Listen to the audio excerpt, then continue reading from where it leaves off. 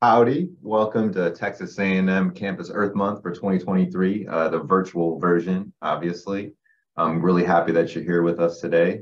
We have a pretty small audience here with us today currently. Hopefully some more folks join us, but either way, we're going to have this up on YouTube.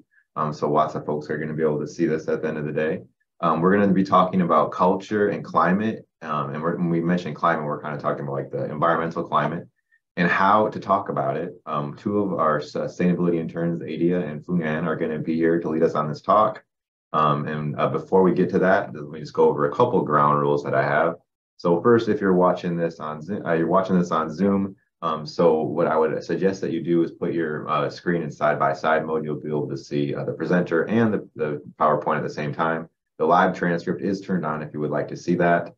Please ask some questions in the chat. That will definitely make the just Q&A better at the end. I can come up with questions, but you can probably come up with better questions. So let's see those. This will be recorded, just so you're aware, and it will be up on our YouTube page. And obviously, code words might be why you're here, winning prizes in our big Earth Month giveaway. So we have, what you need to do is one code word equals one entry into our random draw giveaway. And the code words will be written on a PowerPoint slide. They'll be spoken or they'll be written in the chat. And you can earn 5 code words when you watch this event live. So those of you that are here, you're going to have a chance for 5 code words. And keep track of your code words and submit them all in just one email to sustainability@tamu.edu at the end of the event, so April 24th. So whatever code words you collect during all of Earth Month, just have those all stored somewhere and then send one email to us by April 24th at 5 p.m. And then if you want to know more about the rules, you can see that at TexAg/EarthMonth. And here are the prizes. So we got tier 1, tier 2, tier 3 winners. One tier 1 winner could win a Nintendo Switch. They could choose a Yeti or they could choose a GoPro, anything on that list. There's 2 tier 2 winners and they could choose anything you see on that list, such as an eco speaker or a hammock.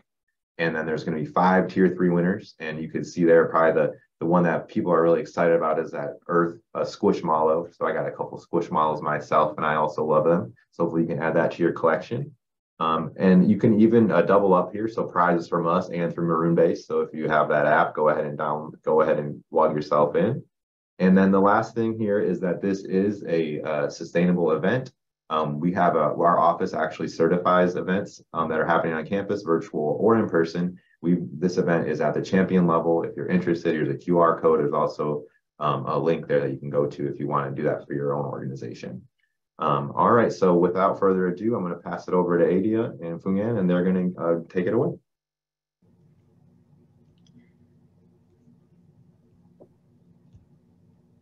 Okay, 1 second.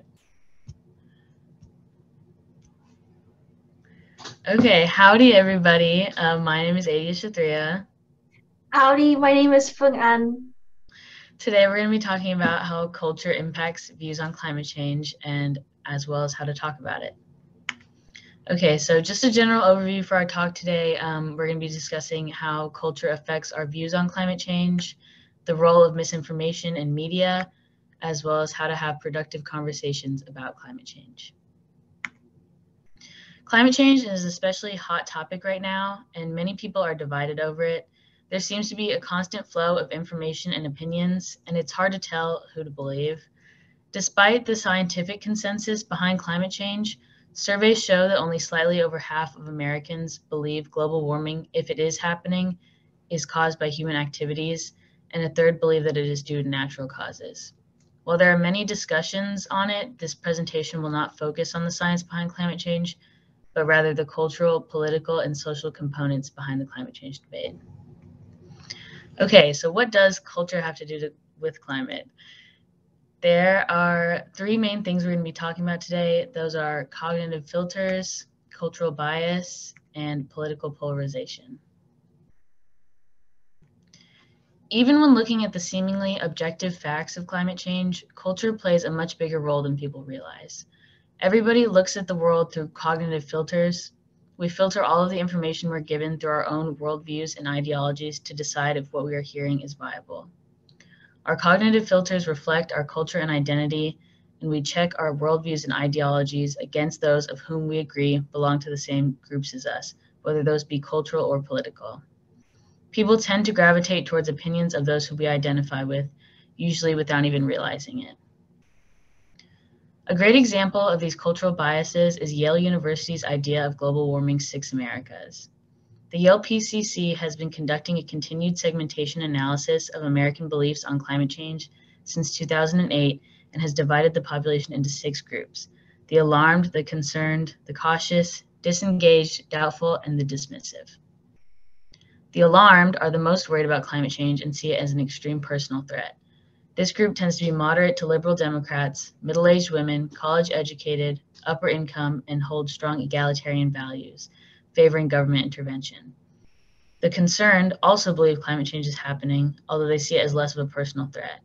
This is the most diverse group in terms of gender, age, income, education, and ethnicity, and includes moderate Democrats with an average rate of involvement. The cautious are somewhat convinced on climate change, but their belief is weak and their minds could easily be changed. This group is an even mix of moderate Democrats and Republicans with low levels of civic engagement and holding traditional religious beliefs. The disengaged are not at all sure of climate change and are most likely to change their mind on the topic. They do not consider climate change personally important and do not think about it.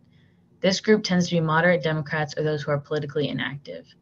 The doubtful say they do not know if climate change is happening, and either way do not consider it a personal threat. This group is likely to be older, male, better educated, high income, white, and Republican, holding strong individualistic values. Finally, the dismissive are sure that climate change is not happening and is not a threat. This group is likely to be high income, well-educated, conservative white men who hold strong religious beliefs and individualistic values. One of the biggest factors in the climate change debate is politics. Over the years, climate change has morphed from a strictly scientific debate into a major political issue, with politicians on both sides campaigning on promises to either fix climate change or make everyone stop worrying about it. More than half of Americans consider themselves straight-ticket voters and tend to stick to whatever beliefs their selected political party stands for, without considering it much themselves.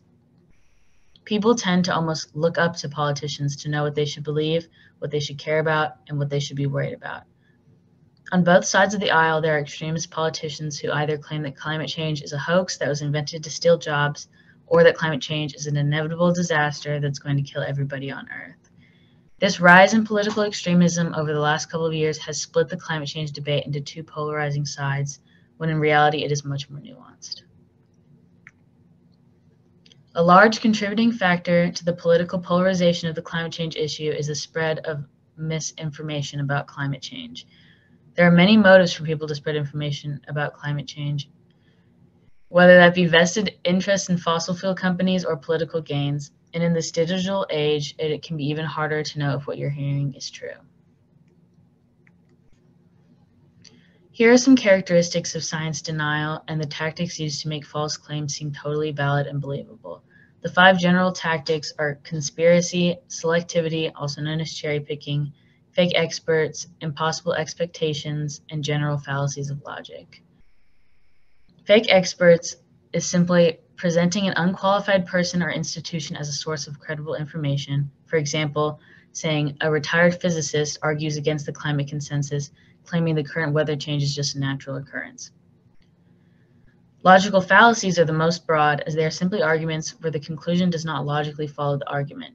For example, climate change changed naturally in the past, so the climate change happening now is natural.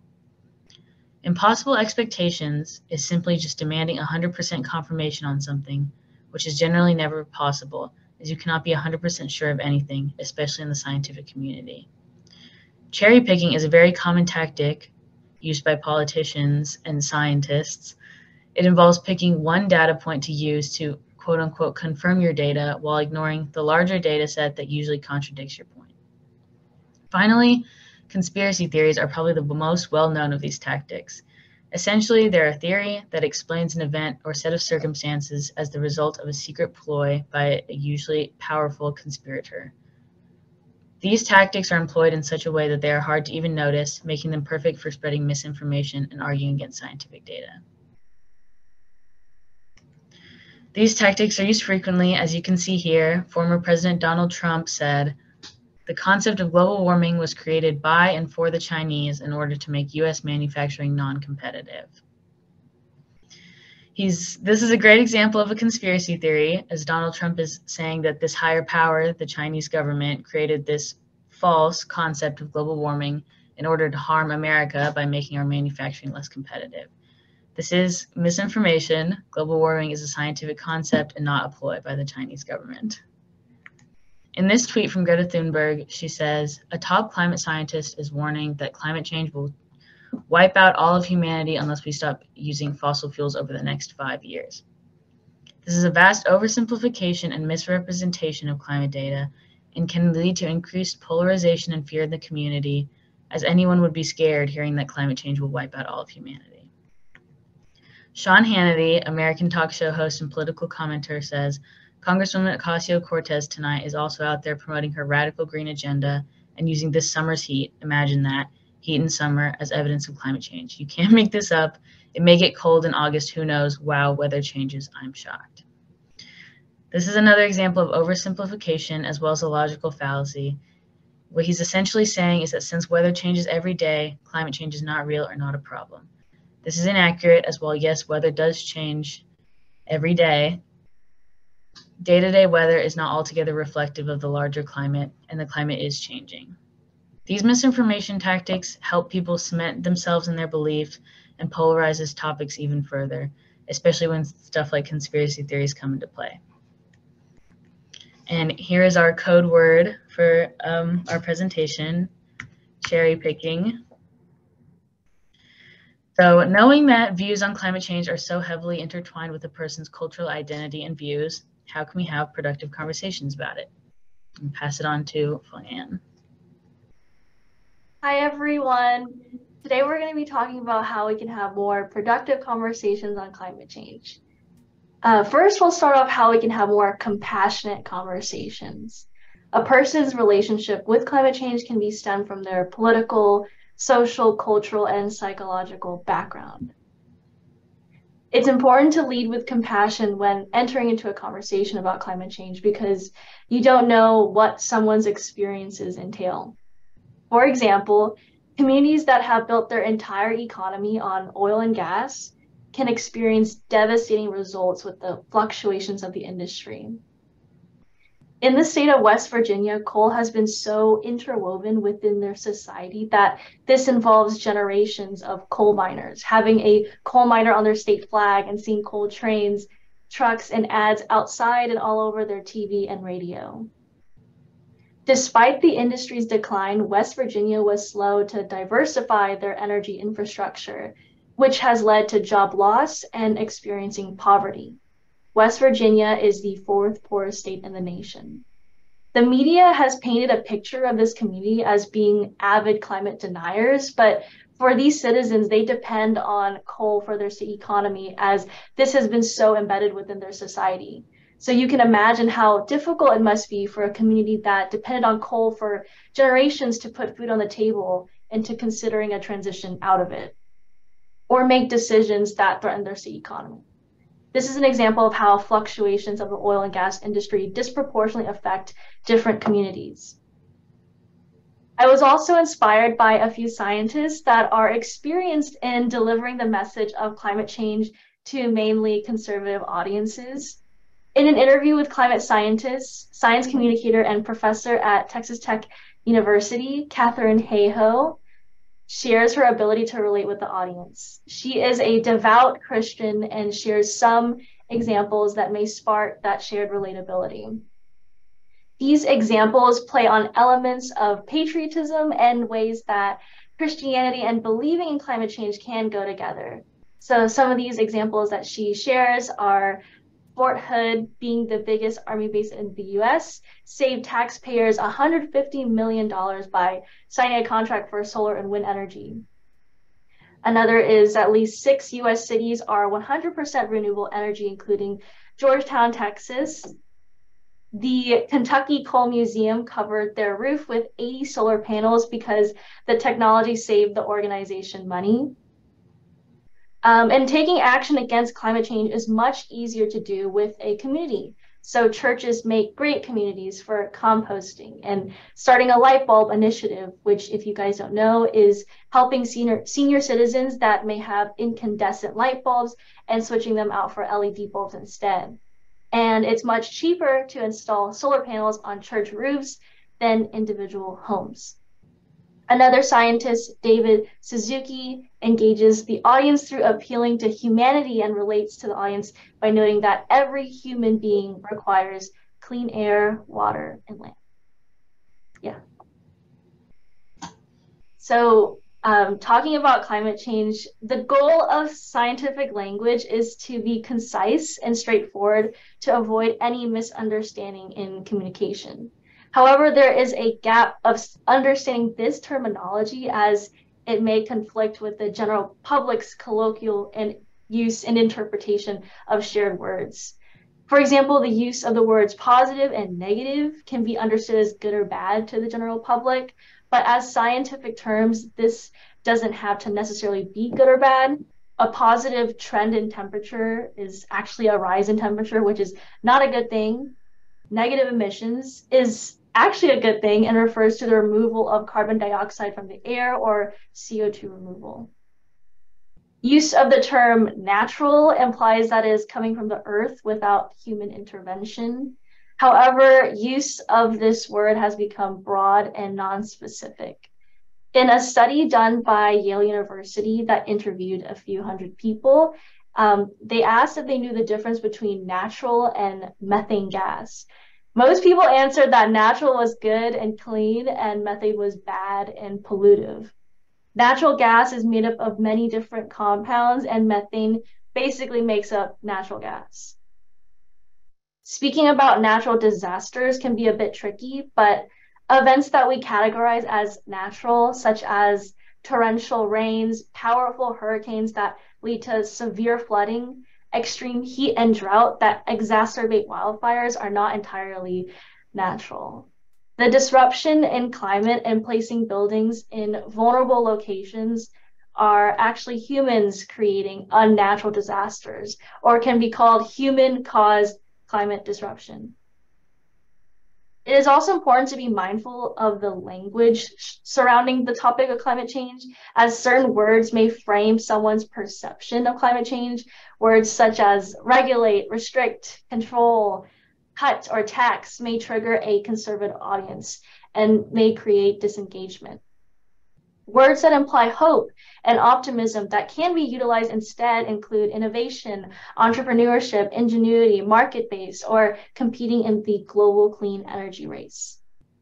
When speaking about the future in regards to what can be done about climate change, it's important to leave the listener with hope instead of instilling fear and doom, which leads us to our next topic. Using storytelling as a tool. Storytelling can be used as a tool by science communicators and climate scientists. The need to tell a good story and deliver a message filled with hope that engages with that specific audience will ensure retention of the subject. Expert storytellers in Appalachia and Alaska gave climate scientists their best advice on how to tell a good story. These 3 lessons are: 1, understanding context and connections; 2, using ambiguity as a tool; and 3, to be a better listener as the storyteller. So making connections with that specific community and learning about its history and experiences with climate change can be a lot more meaningful than delivering a story that may feel like totally unrelatable to them. For example, in the previous slide, I mentioned oil and coal dependent communities. It could be helpful to acknowledge this and note that there is no such thing as being perfectly sustainable, and any attempt towards being more environmentally conscious is a step forward, and to do what is feasible as individuals and on a community level. The second piece of advice was using ambiguity as a tool. No one likes to be told what to do, and it can be difficult as climate scientists to instinctually deliver facts as the truth. For audiences that may need storytelling as a way to comprehend climate change, this can be detrimental in building that connection. The challenge for scientists and those that want to speak on climate change is to form the story in a way that allows the audience to come to their own truth about climate change. This would be the difference between preaching versus storytelling. Lastly, the third piece of advice given was for scientists to be better listeners. The audience is experiencing the story as they are listening, and storytellers can listen to the audience for cues on how they are gauging the story. This may include being attentive to body language, maintaining eye contact with certain people in the audience, and watching for facial expressions. Telling a story on climate change requires creativity and some thought, as it has no real ending. The story is still ongoing and it is currently happening right now. Ending the story should play on notes of hope and is left for discussion for the audience to have collective thought, communication, and decision making. That is all. Thank you guys so much for sharing your time with us and learning about how we can talk about this in a more positive and productive way. Feel free also to drop any questions if you have any.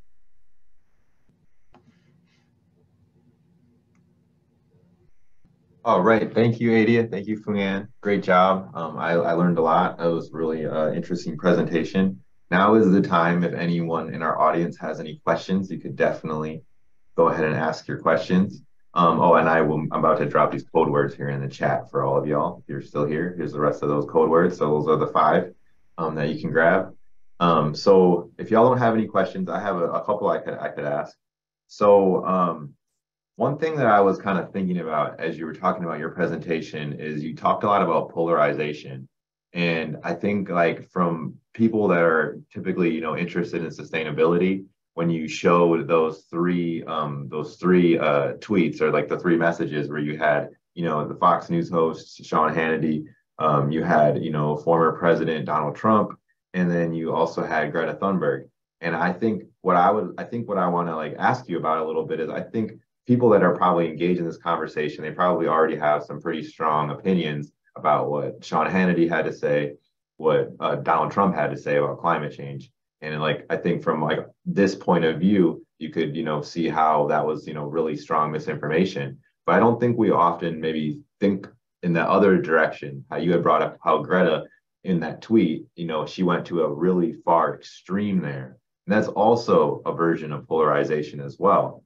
So like, could you just maybe talk a little bit more about that and how like that can kind of drive like people, like how I guess the question is like, how can that like shut people out also when you also have that other side as well? Yeah, it's really interesting. I think as I was saying earlier, like there's definitely political extremes on both sides.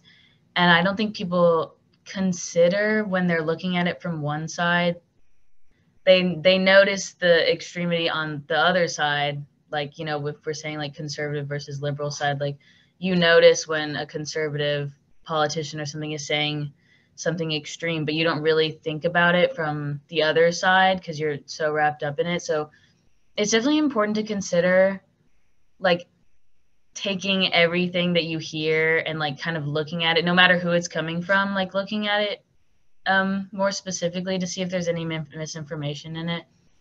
And yeah, everything like it just adds to the polarization because obviously people that are seeing extreme stuff like that are going to feel more strongly about it. If, someone is telling them that climate change is going to kill everybody, obviously they're going to feel more strongly towards one side. So, yeah.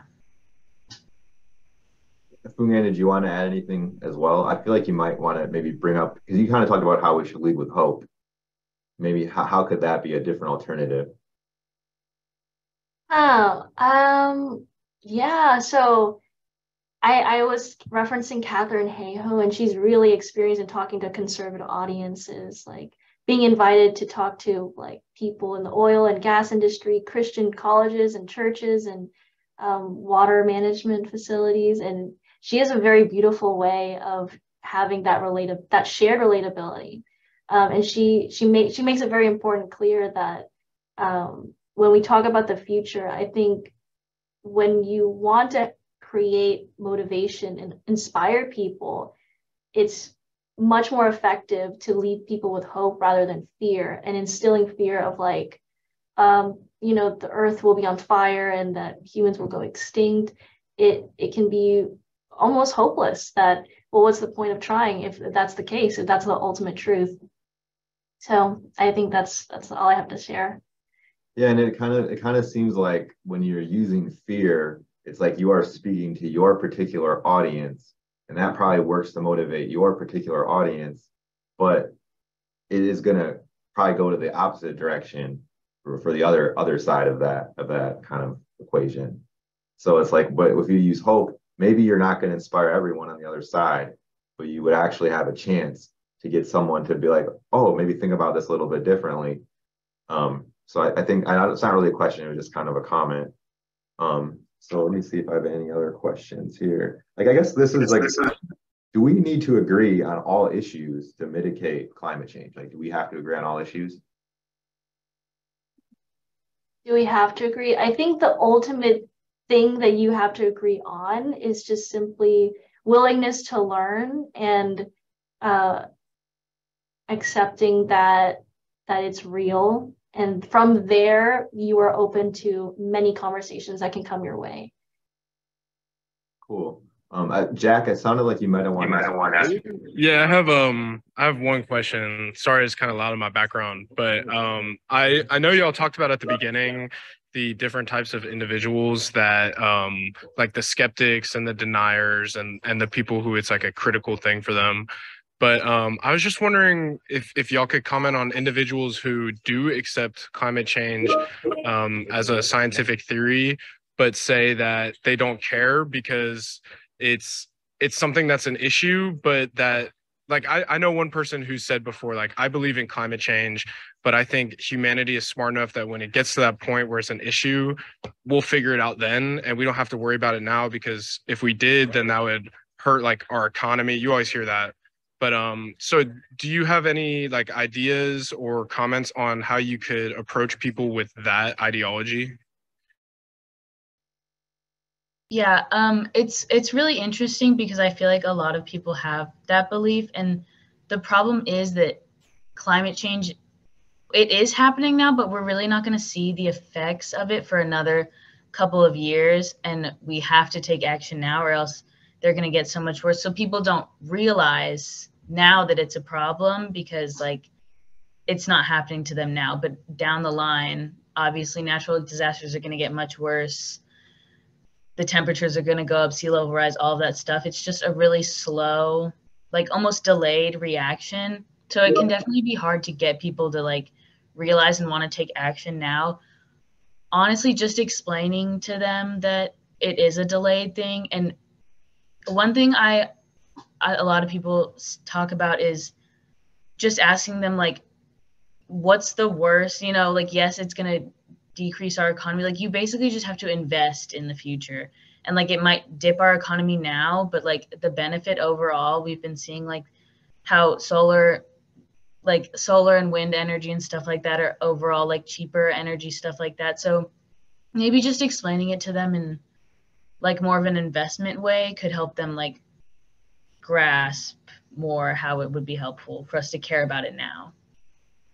Yeah, and I liked what was said about like storytelling when it comes to explaining or discussing this topic.